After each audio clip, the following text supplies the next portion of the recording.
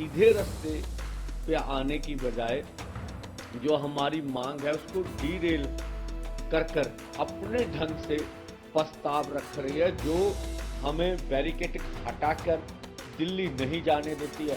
तो हम तो मजबूरी में आगे बढ़ेंगे ना, वो जो भी परिणाम होंगे उसके लिए भारत सरकार जिम्मेवार होगी। उससे भटकाने की कोशिश की जा रही है। तो देखिए, अलग अलग स्टडीज हैं, हरि दामोदरन या और बड़े जो इकोनॉमिक्स हैं जिनकी अलग अलग स्टडीज हैं, कि अगर सरकार जो 5 फसलों के ऊपर कॉन्ट्रैक्ट बेस्ड फार्मिंग की बात कर रही है, वो उनका दावा था और वो था कोई 1.5 लाख करोड़ रुपया इन पे ऊपर खर्चा आएगा अगर हम इसे परचेज करेंगे, तो प्रोक्योरमेंट करेंगे तो ऐसा है भी अगर एमएसपी लीगल गारंटी कानून 23 फसलों के ऊपर बनाया जाए जो सीएसीपी तय कर रही है पहले से, उसके लिए कोई और कमेटी की आवश्यकता नहीं है, तो इतने ही पैसे लगेंगे। तो आप इस ढंग से, जो ढंग हमें मंजूर नहीं है, जिस तरह से 5 साल का कॉन्ट्रैक्ट कर रहे हैं, आप बोल रहे हैं धान और गेहूं छोड़कर जो किसान ये 5 फसलें बोएंगे उनको ये मिलेगा, तो इसका मतलब हुआ जो पहले ये 5 फसलें बो रहे हैं वो वैसे ही उनमें से बाहर हो जाएंगे। तो ये प्रस्ताव दोषपूर्ण है, इसलिए हमने इसे रद्द कर दिया। और जैसे बाहर से तेल बीज पाम ऑयल सरकार मंगा रही है, सरकार के अपने आंकड़े हैं कि 2.25 लाख करोड़ रुपया हमें बाहर से आयात करने के लिए जो फसलें हैं वो लगता है। तो हम बोले हमें क्यों नहीं आप 23 फसलों के उत्ते एमएसपी गारंटी कानून दें, तो इससे तो कुछ खर्चा कम लगेगा। तो सरकार सीधे रास्ते पे आने की बजाय जो हमारी मांग है उसको डीरेल कर अपने ढंग से प्रस्ताव रख रही है, जो वो कहते, क्योंकि जो डब्ल्यूटीओ की नीति के अनुसार कॉन्ट्रैक्ट फार्मिंग जो भी है उस हिसाब से लेके जाना चाहती है। तो ये पहले भी कई राज्यों में शुरू है, वहां उन राज्यों में बहुत सी समस्याएं हैं। ये हरियाणा में भी मेरा पोर्टल नाम से शुरू थी, लेकिन हरियाणा की समस्या तो समाप्त नहीं हुई, तो इसलिए हमने इसे रद्द कर दिया। और आप भी आपके सामने बोल रहे हैं, माननीय प्रधानमंत्री जी से रिक्वेस्ट करते हैं कि सीएसीपी की रिपोर्ट के अनुसार हम तो मांग रहे हैं सभी फसलों के ऊपर ये हो। चलो अभी क्योंकि जिस तरह का समय है उस तरह से सीएसीपी की रिपोर्ट के ऊपर आप 23 फसलों के ऊपर एमएसपी खरीद की गारंटी का कानून बनाएं और यही पैटर्न से बाकी सभी फसलों के इसके बीच में लाएं।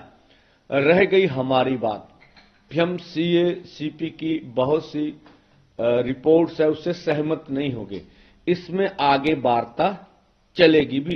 इसको किस तरह से जो हमारे कॉस्ट ऑफ प्रोडक्शन है वो किस तरह से उसमें इंप्लीमेंटेशन हो, और उसके बाद C2 50% का फार्मूला वो किस तरह से हो, ये दोनों तरफ से और से जो है आगे विचार से कुछ माहिरों की जरिए से आगे निश्चय हो जाएगा। लेकिन लीगल गारंटी कानून बनाने में कोई भी समस्या मुझे नहीं लगता आनी चाहिए। और यही बात C2 प्लस 100%, इसमें कंफ्यूज हो जाते हैं लोग भी, पहले C2 50 बोल रहे हैं, बीच में बोल देते हैं C2 100% है। ये गन्ने के लिए, गन्ने की फसल 1 साल की होती है, C2 50 6 महीने की फसल के ऊपर फार्मूला तय किया गया डॉक्टर स्वामीनाथन कमीशन की ओर से। और जब 1 साल की फसल होगी तो C2 प्लस 100 हो जाएगा, तो उस पर भी बात चलेगी आगे। और बहुत से जो कोर्ट्स हैं उन्होंने पहले C2 प्लस 15% ऑर्डर दे रखे, तो जो C2 100 है ना, तो ये स्टडीज पहले और कोर्ट के निर्देश आ चुके हैं। इसी के साथ किसान मजदूर का कर्ज खत्म करने का सवाल है। मुझे नहीं लगता इसके ऊपर कोई किसी को आपत्ति होगी, ये तो पॉलिटिकल निर्णय है भी सरकार हमें देना चाहती है कि नहीं देना चाहती। तो हमने बड़े उनके सामने बड़ी दलील से बात रखी कि आप ही की सरकार ने लगभग 14,57,000 करोड़ रुपया कारपोरेट का खत्म किया, लेकिन वो आपका बैंकिंग फार्मूला है कि जो कारपोरेट कहते हैं भी हमारा जो कारोबार वो डूब गया है, आप राइट ऑफ कर देते हैं, एनपीए के तहत उनका कर्ज खत्म करते हैं, लेकिन आपका अलग अलग तरीका है, लेकिन खत्म तो उनको किया जा रहा ना। तो हमें भी देखिए ना, आपने खुद स्वयं पार्लियामेंट में बोला है कि 118 किसान और खेत मजदूर कर्ज के कारण खुदकुशियां कर रहे हैं। अगर खुदकुशियां कर रहे हैं तो हमारी कर्ज माफी भी चाहिए ना। हमारे तो किसान बहुत छोटे हैं, तो पंजाब की स्टडीज थी 5 एकड़ वाले किसान भी 83% है, तो बहुत छोटे किसान हैं। तो उनकी उपजीविका का सवाल, एक बार कर्ज खत्म हो जाए, फिर एक तो लीगल गारंटी कानून बने और C2 50% के फार्मूले से हमें फसलों के दाम दे दिए, तो मुझे लगता पूरे भारतवर्ष से खेती का संकट समाप्त हो जाएगा। ये बहुत इनकलाबी कार्य होगा।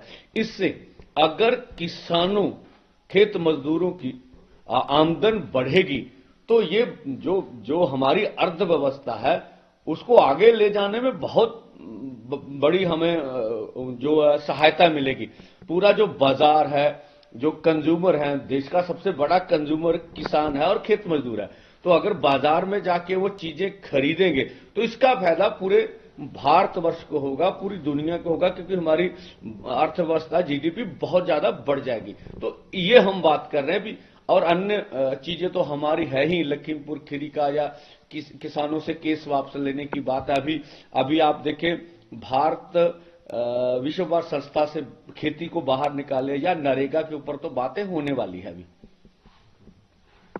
क्या है, कल आप 21 तारीख को कह रहे जानेंगे?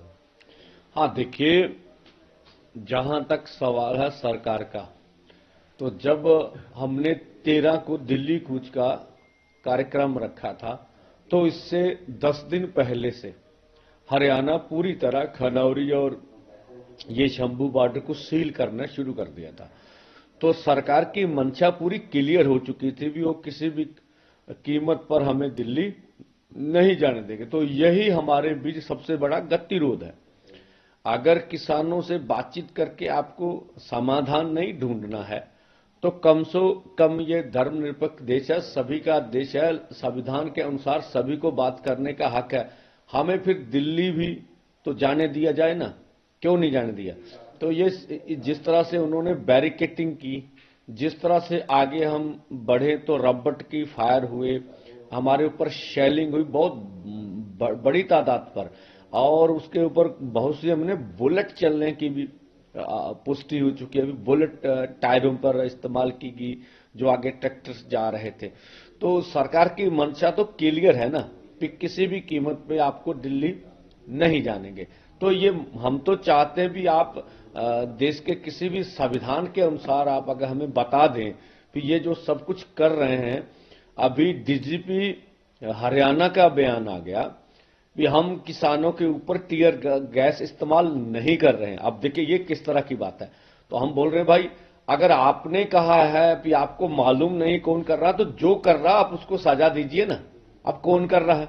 तो ये गलत बयानबाजी भी लगातार हो रही है। और जिस तरह से अगर हरियाणा में आपको जाने का मौका मिले तो मुझे लगता है एग्जैक्ट फिगर तो नहीं है, 15 से 20 हजार अर्धसैनिक फोर्स हरियाणा पूरे में डिप्लॉयड किए गए हैं, और पूरे गांव में जैसे घेरा डाला होता पूरे, मैं बोला जैसे कश्मीर में जिस तरह से आप हालात देखते रहे पिछले लंबे समय में, वही हालात पूरे हरियाणा के बने हुए। तो हम तो दिल्ली को जाएंगे 21 को। हमारा जाना अनक का सवाल नहीं है, हमारा आगे बढ़ना मतलब दिल्ली जाना अनक का सवाल नहीं, जब बैरिकेड तोड़ना अनक का सवाल नहीं। अब सरकार वार्ता से हमारी बात नहीं मानना चाहती, और दूसरी तरह जो प्रस्ताव देती है वो भी जो हमारी असल मांगे हैं उनसे पीछे हटने के लिए देती है। तीसरा, हमें बैरिकेड हटाकर दिल्ली नहीं जाने देती है। तो हम तो मजबूरी में आगे बढ़ेंगे ना, वो जो भी परिणाम होंगे उसके लिए भारत सरकार जिम्मेवार होगी। और हम आशा तो करेंगे, अभी आज का दिन है, स्वयं प्रधानमंत्री की जी के पास सारी रिपोर्ट तो जा चुकी होगी। अब जिन मुद्दों पे डिस्कस होनी थी सब पर 2-2 राउंड डिस्कस हो चुकी है और चाहिए अब स्वयं प्रधानमंत्री जी को कि वो निर्णय लें और निर्णय की अनाउंसमेंट भी कर सकते हैं। तो कोई सुखद समाचार हमें मिलेगा तो हम चाहेंगे इस मोर्चे का कोई ना कोई समाधान निकाला जाए। कल जैसे आप पूछ के खून खराबा भी हो सकता, तो उसका दोषी कौन होगा, सरकार या कैसे? देखिए, जिन्होंने हमारे दिल्ली कूच से 10 दिन पहले बैरिकेटिंग कर रखी है, अभी भी हम उससे लगातार अनुरोध कर रहे हैं कि हमें दिल्ली जाने दिया जाए, दिल्ली में अपना डेमोक्रेटिक तरीके से अपना प्रदर्शन करने दिया जाए। जो हमें जाने नहीं दे रहे हैं, वार्ता में कोई समाधान नहीं निकाल रहे हैं, वही सब जिम्मेवार होंगे।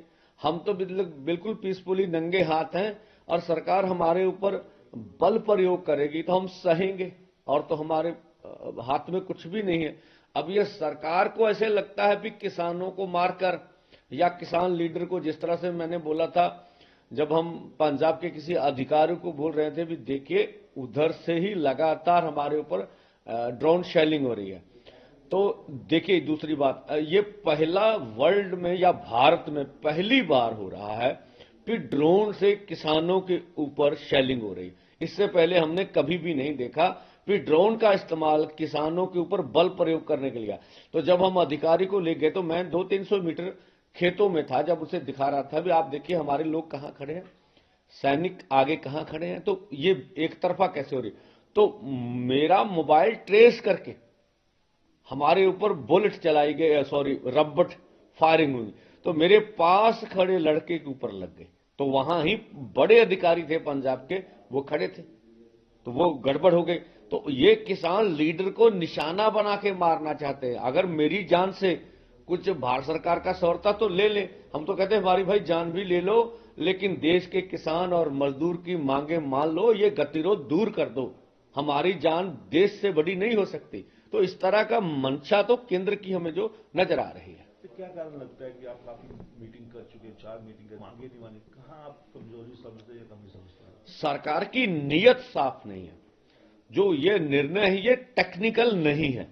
जिस तरह से बोला जा रहा है, जिस तरह से कहा जा रहा है कि ये टेक्निकल समस्या है और समय नहीं है, ये बिल्कुल गलत बात है। ये पॉलिटिकल विल पावर का सवाल है। स्वयं प्रधानमंत्री जी नोटिस लें तो एक दिन का संसदीय सत्र बुलाकर सारा गतिरोध दूर किया जा सकता। मुझे नहीं लगता कि देश की कोई विरोधी पार्टी, अगर भारत सरकार इस मुद्दे पे संसदीय सत्र बुलाती, कोई इसका विरोध करेगा, कोई इसके बारे में कहेगा भी ऐसा नहीं होना चाहिए।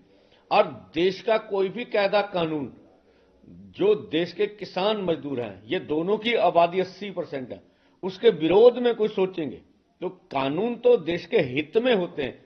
तो बेशक कानूनों को गलत इंटरप्रिटेशन किया जा रहा है, तो इसलिए हम तो आशा रखेंगे कि स्वयं प्रधानमंत्री जी नोटिस लें कर्ज माफी के ऊपर और ये एमएसपी लीगल गारंटी देने के ऊपर।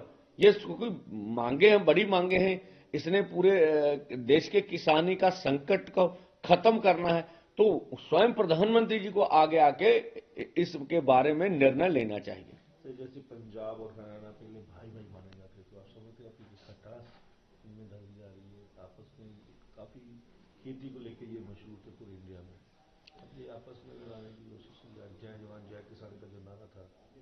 देखिए दो बातें हैं, पंजाब हरियाणा आपस में जो दो आंदोलन थे, अब दूसरा दिल्ली मोर्चा है, पहला था, बहुत नजदीक आ चुके हैं। जिस तरह से केंद्र हरियाणा में जबर कर रहा है और जिस तरह से पूरे देश के किसान मजदूर लीडर उसका विरोध कर रहे हैं, और बिल्कुल हरियाणा के साथ हमारी जो निडरता है और बढ़ गई है।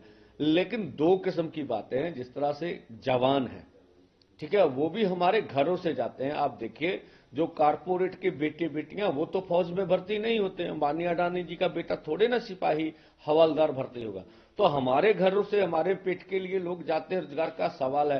तो एक तरफ तो हमारा जवान खड़ा है, एक तरफ हमारा किसान खड़ा है। जैसे पूरे भारतवर्ष में जय जवान जय किसान का नारा था, तो ये दोनों को आमने सामने कर ये पवित्र नारे का दुरुपयोग किया जा रहा है। वो भी हमारे भाई है। हमारा तो पॉलिटिकल विरोध हो सकता है सरकार से,